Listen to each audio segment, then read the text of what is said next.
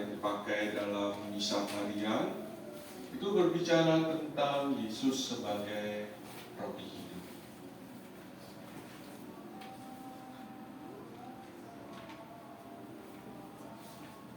Kita mungkin perlu punya sebuah pemahaman lebih dulu mengapa Yesus itu menyamakan dirinya sebagai roti hidup.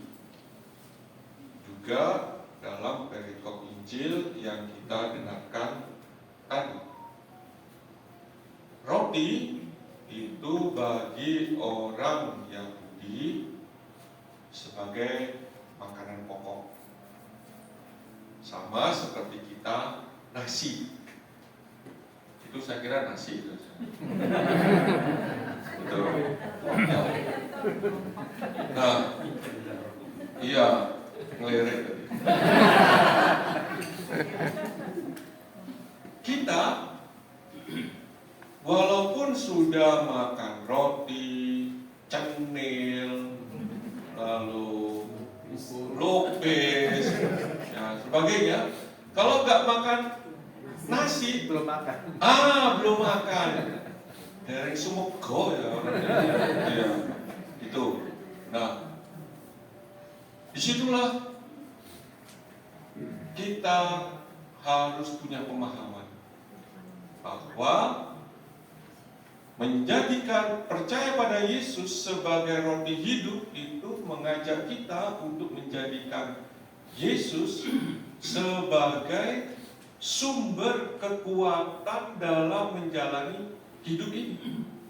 Sama seperti kita itu perlu tenaga, perlu kekuatan, lalu kita makan, ya kan? Nah, makan menjadi sumber energi yang berarti bagi kita. Nah, demikian pula kita harus juga memahami bahwa Yesus itu sebagai kekuatan hidup kita. Dan kalau kita membaca perikop yang sebelumnya, Yesus menegaskan supaya kita tidak hanya puas akan apa yang kita perlukan dalam hidup di dunia ini, tetapi kita diharapkan untuk sungguh-sungguh mengarahkan diri kita pada hidup kekal. Hidup kekal itu hidup bersama Allah selama-lamanya. Dan bagi setiap orang yang percaya pada Allah, apapun agamanya, pasti menginginkan hidup kekal itu. Entah istilahnya nirwana, surga, akhirat, itu. Ya. Nah, ada satu hal yang perlu kita sungguh pahami dalam pemahaman hidup kekal itu, ialah kita tak mungkin mengalaminya tanpa kebangkitan Yesus.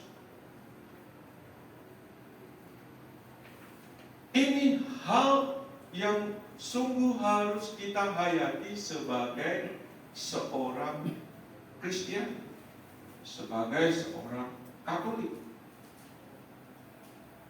Tak ada hidup kekal itu tanpa kebangkitan Tuhan. Mengapa? Karena kita manusia itu semua berdosa. Hidup bersama Allah itu mengandaikan bahwa diri kita ini sudah bersih, sudah suci. Maka dalam agama apapun, hal ini ketika dihayati oleh mereka, bagaimana mereka harus menyucikan hati. Kita tak bisa menyucikan hati dan diri kita itu dari kemampuan diri manusiawi kita belaka. Karena pada dasarnya kita ini berdosa. Apapun yang kita upayakan dan lakukan tak akan mampu untuk menyucikan hati dan diri kita. Hanya Allah saja yang memampukan supaya kita bisa hidup suci.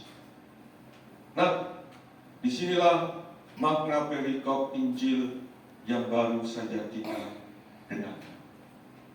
Di mana Yesus menyampaikan kepada para murid bahwa Allah itu tak menghendaki seorang pun dari kita yang percaya kepadanya itu hilang. Nah, supaya kita tidak hilang, maka kita hendaknya sungguh melihat Anak, lalu percaya kepadanya. Dan inilah yang memberikan jaminan